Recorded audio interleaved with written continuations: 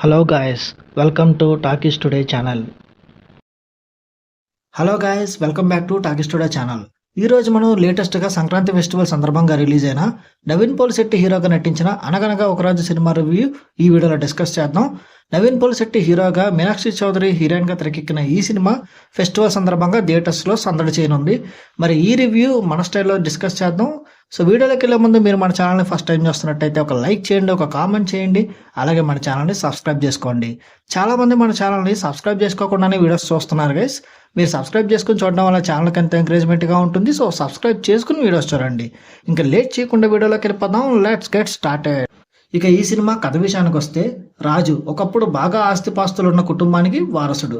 కానీ అతని తాతయ్య తనకున్న ఆస్తినంతా ఊర్లో ఉన్న వారందరికీ పంచేయడంతో రాజుకి కేవలం పేరు మాత్రమే మిగులుతుంది.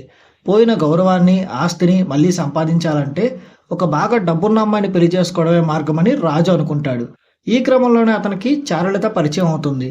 రాజు తన లక్ష్యాన్ని చేరుకున్నాడా లేదా, చారులత మనసు ఎలా గెలుచుకున్నాడు అనేది ఈ సినిమా యొక్క మెయిన్ స్టోరీ. ఈ సినిమా పాజిటివ్ పాయింట్స్ ఏంటో ఇప్పుడు చూద్దాం. ఈ సినిమాకి మెయిన్ పాజిటివ్ పాయింట్ వచ్చేసి Naveen Polishetty one man show performance అని చెప్పాలి. సినిమా మొత్తం నవీన్ తన కామెడీ టైమింగ్తో, తన ఎనర్జీతో భుజాన వేసుకుని నడిపించాడు. అలాగే అతని డైలాగ్ డెలివరీ కానీ, మేనరిజమ్స్ కానీ ప్రేక్షకుల్ని కడుపుబ్బా నవ్విస్తాయి.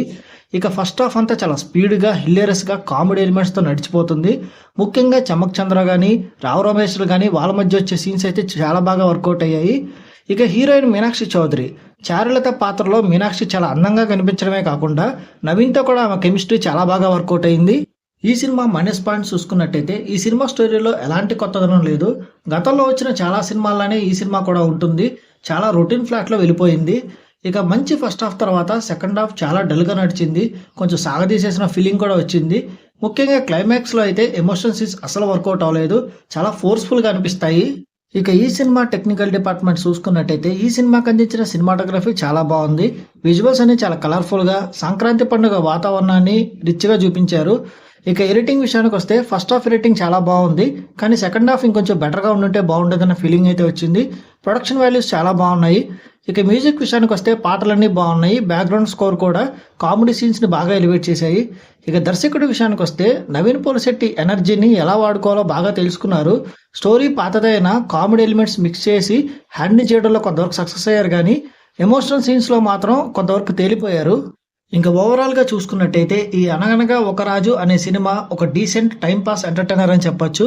కొత్తదనం కోరుకునే వారికి కాకుండా కేవలం నవ్వుకోవడానికి మాత్రమే సినిమా చూసే వాళ్ళకి ఇది ఒక డీసెంట్ వాచ్ అనిపిస్తుంది.